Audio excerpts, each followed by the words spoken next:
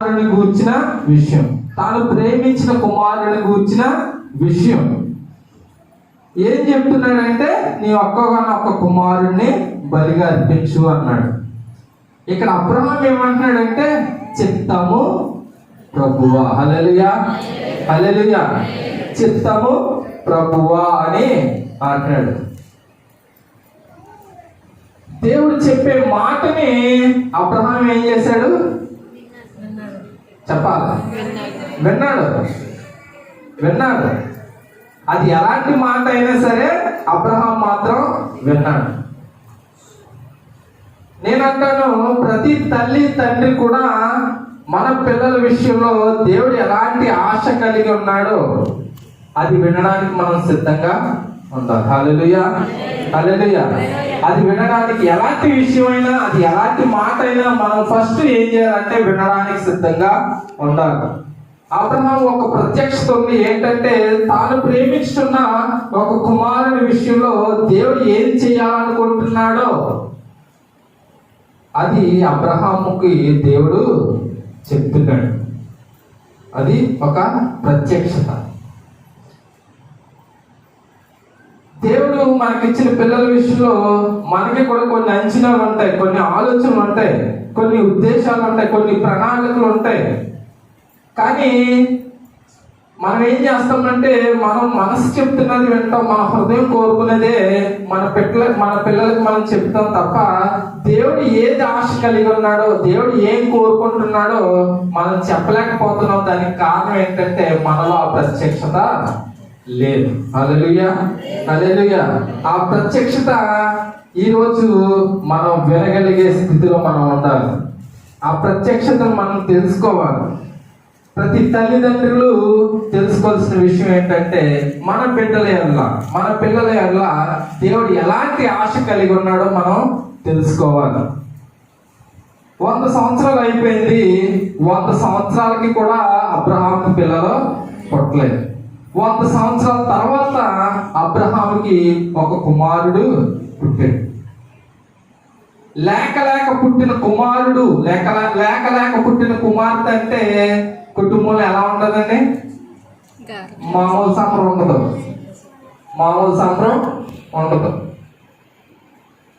మామూలు టైం పుడితేనే సంబరం, ఇంకా లేక పుడితే ఇంకా అది ఇంకా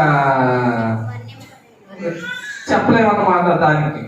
అలాంటి సమయంలో వృద్ధాప్యంలో 100 సంవత్సరాల తర్వాత ఒక కుమారుడు పుట్టాడు.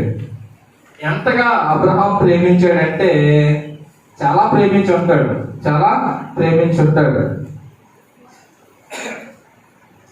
ప్రభువే చెప్పేశాడు ఏమనంటే నీకు ఒక్కడే కొడుకు, సో నువ్వు ప్రేమిస్తున్న కొడుకుని నువ్వేం చేయాలి? బలిగా అర్పించు.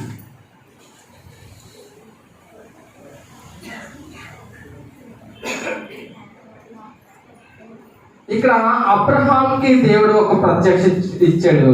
దాన్ని అబ్రహాము చిత్తం ప్రభు అని ఒప్పుకున్నాడు. అబ్రహాము జనములకు తండ్రి పిలువబడడానికి కారణం ఏంటంటే తండ్రి కుమారుడి విషయంలో పరమ తండ్రి యొక్క చిత్తాన్ని చేయడానికి ఇష్టపడ్డాడు. హల్లెలూయా. ఇతనికి కుమారుడు ఇస్సాకు ఇతనికి కుమారుడు. కానీ పరమ తండ్రి ఎవరు? దేవుడు చెప్పిన విషయాన్ని, దేవుడు చెప్పిన మాటని చేయడానికి ఇష్టపడ్డాడు. హల్లెలూయా హల్లెలూయా. ఇక్కడ పిల్లలు కలిగిన తండ్రులు చాలా మంది ఉన్నారు. మరి మీ పిల్లల విషయంలో దేవుని చిత్తాన్ని జరిగించడానికి మీరు ఒప్పుకుంటున్నారా? చిత్తం ప్రభు అని మీరు అంటున్నారా? అనగలిగే ధైర్యం మీకు ఉందా?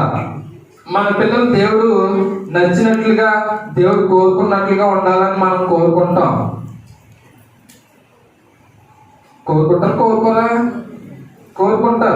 మనకు నచ్చినట్టుగా ఉండాలని కూడా కోరుకుంటాం. వాడు ఇంజనీర్ అవ్వాలని కోరుకుంటాం, డాక్టర్ అవ్వాలని కోరుకుంటాం, ఎక్కడ ఫారెన్ చదువుకోవాలని కోరుకుంటాం, మంచి ఉద్యోగం చేయాలని కోరుకుంటాం, మంచిదే, చాలా మంచిదే. కానీ దేవుడికి ఉన్న తలంపు వేరు.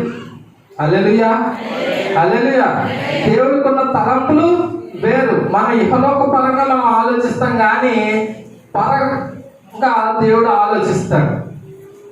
దేవుడు ఉన్నతంగా ఆలోచిస్తాడు. మన ఆలోచనలు చాలా తక్కువగా ఉంటాయి, ఆయన తలంపులు మాత్రం చాలా ఉన్నతంగా ఉంటాయి. హల్లెలూయా, హల్లెలూయా. ఒకవేళ అబ్రహాం ప్లేస్ లో మనం కనుక ఉంటే ఎలాంటి తలంపులు తలంచుతాం? నేనేమో నా కుమార్తె బంగారంగా పెంచుకోవాలని కోరుకుంటుంటే నువ్వు వచ్చి బలిచ్చేమంటావా? నీకు ఇది న్యాయమా అని దేవుడినే విసుకుంటాం. హల్లెలూయా. మొట్టమొదటిగా దేవుని యొక్క ప్రత్యక్షత అబ్రహాంకి కనబడింది. ప్రత్యక్షత అంటే ఇక్కడ ఉన్న చాలా మంది ఏమనుకుంటారు? ప్రత్యక్షత అంటే ఏదో గొప్ప వెలుగు వచ్చేసి ఆ వెలుగులో దేవుడు వచ్చేసి స్వరం వినబడి అయ్యో అమ్మా బాబు అని మాట్లాడితే అదే ప్రత్యక్షత అనుకుంటాం. కానీ మనకెవడినా ఇక్కడ మన పరిస్థితి ఏంటంటే ఆ ప్రత్యక్షత ఇలా దేవుడు వెలుగుగా రావాలని కోరుకుంటాం. అబ్రహాము దేవుడు ఆ రోజు అలా ప్రత్యక్షం అవ్వలేదు, కానీ దేవుడు చెప్పాడు, అబ్రహాము ఒక్కగానొక్క కుమారుని ప్రేమించే కుమారుని ఇదిగో నాకు ఇవ్వాలి, నాకు అర్పించాలి, మన పిల్లల్ని దేవుడికి నీ పిల్లనే దేవుడికి ఇవ్వాలి అంటే అబ్రహాం చిత్తం ప్రభు అని ఒప్పుకున్నాడు. ఈరోజు చాలా మంది ఇక్కడ ఉన్న చాలా మంది మా కుమారుడిని ఏమంటారంటే చాలా మంది నా కుమారుని వాడుకో ప్రభువా, నా కుమారుని వాడుకో ప్రభు, నా కుమార్తెను వాడుకో ప్రభు అని చెప్తారు, కానీ వాళ్ళ మందిరానికి మాత్రం తీసుకురారు. సో చిత్తం ప్రభు అనే చెప్పగలిగే ధైర్యం మనకు ఉందా? దేవుడు మన బిడ్డల పట్ల ఒక ప్రణాళిక కలిగి ఉన్నాడు. ఈ దినం మనతో మాట్లాడుతున్నది ఏంటంటే దేవుడు వాక్యాన్ని మనకి ఇస్తున్నాడు ప్రత్యక్షతగా. ఈ వాక్యంలో ఉన్న విషయాలు మనకు నేర్పించాడు. ఆ విషయాలు మన పిల్లలకు మనం నేర్పించగలుగుతున్నామా? ప్రత్యక్షత అంటే ఏదో దేవుడు ఎక్కడో ఉండి గొప్ప వెలుగులోంచి వచ్చాడు, కానీ ఈ దినం దేవుడు వాక్యంగానే మనతో మాట్లాడుతున్నాడు. హల్లెలూయా. ఆదియందు వాక్యం ఉండెను, వాక్యము దేవుని యందుండెను, వాక్యము దేవుడై ఉండెను. సామెతల గ్రంథంలో నీ తల్లి గురించి, తండ్రి గురించి ఎన్ని విషయాలు, కుమారుడి కుమార్తె గురించి ఎన్ని విషయాలు ఉన్నాయి. ఎన్ని విషయాలు మన బిడ్డలకు నేర్పుతున్నావా?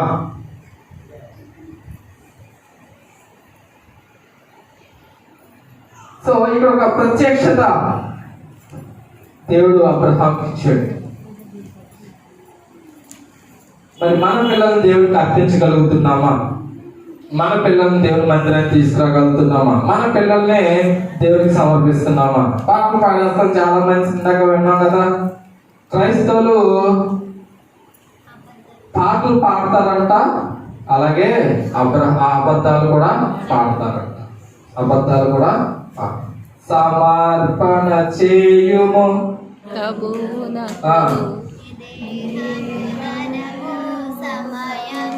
అబ్రాహాము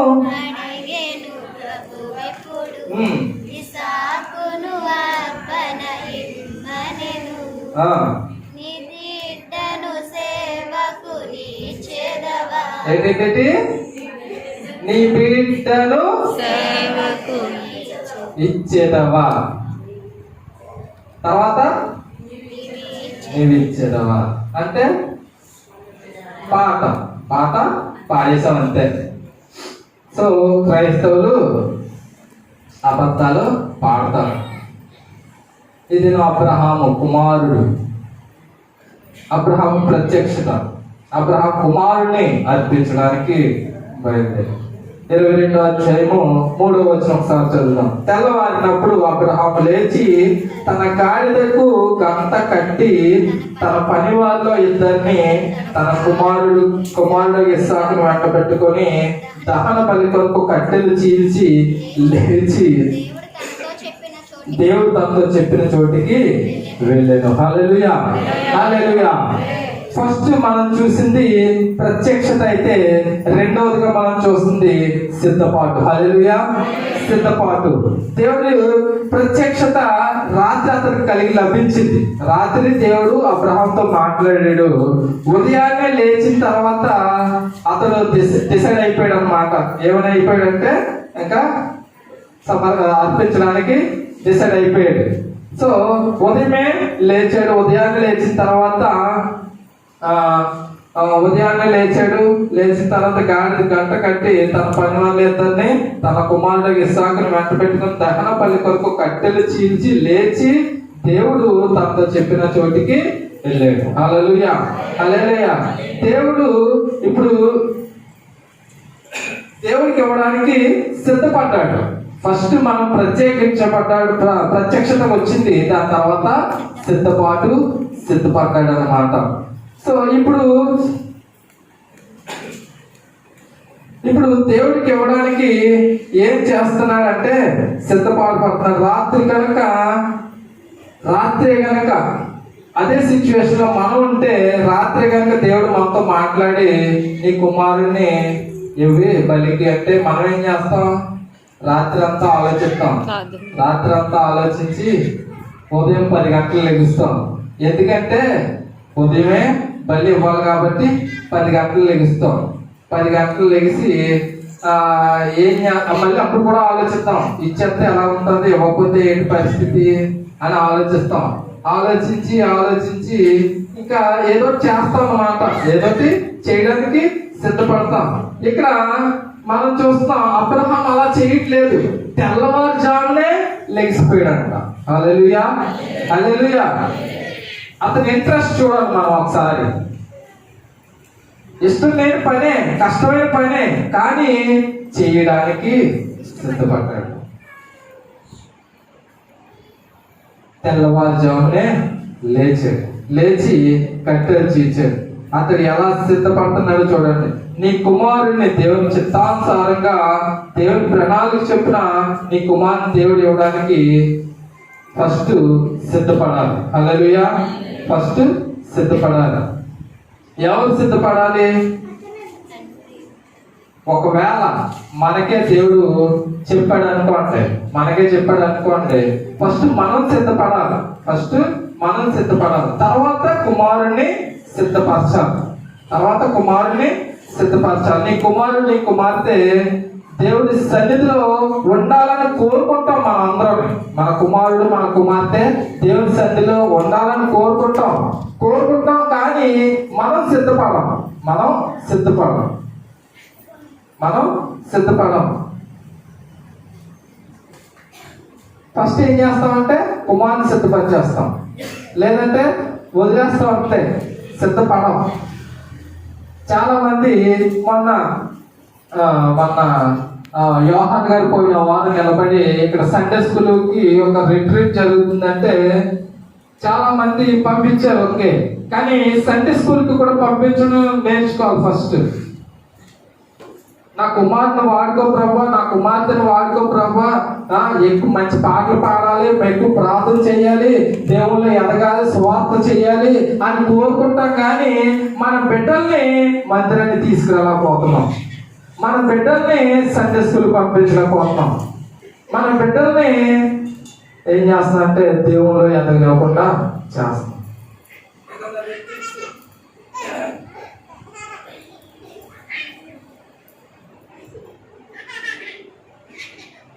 ఏదైనా రెట్రిక్స్ ఉన్నాయనుకోండి, పంపించలేకపోతున్నాం. ఎందుకంటే మనమే సిద్ధపడతలేదు కనుక, మనకే సిద్ధపాటు లేదు కనుక. ఫస్ట్ మనం సిద్ధపడాలి. మనం సిద్ధపడితే మనమే ఆరాధన 10 గంటలకి 11 గంటలకు వచ్చామనుకోండి, మన కుమారుడు మన కుమార్తె రానున్న దినాల్లో వాళ్ళు మా అమ్మ 11 గంటలకు వెళ్ళింది కదా, నేను 12 గంటలకు వెళ్తాను అని 12 గంటలకు వస్తాను. ఎందుకంటే మన సిద్ధపాటు వాళ్ళకి తెలుసు కాబట్టి.